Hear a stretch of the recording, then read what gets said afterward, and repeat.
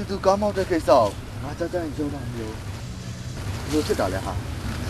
စင်းလည်းဘာလို့လောက်ရမှမသိဘူး။ဒါကြောင့်ကိုရဝဲခေါ်ပြီးတိုင်နေတာပါ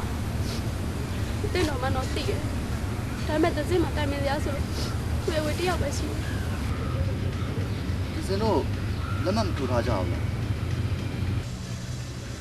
စီသူမိပါရောအကြောင်းဆုံးမရှင်းပြထားဘူးလား ။ပြောတော့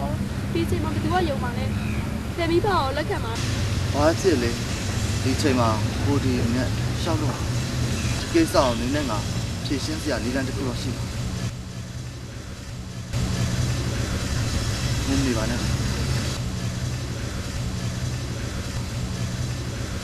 ရှင်ကိုရောသားဖြူစင်တဲ့ယောက်ျားတရားလို့ထင်ခဲ့မှာကျမမှာပဲရှင်ပြောတဲ့စကားကိုကျမနားနဲ့ဆက်ဆက်ကြားရလို့တာပေါ့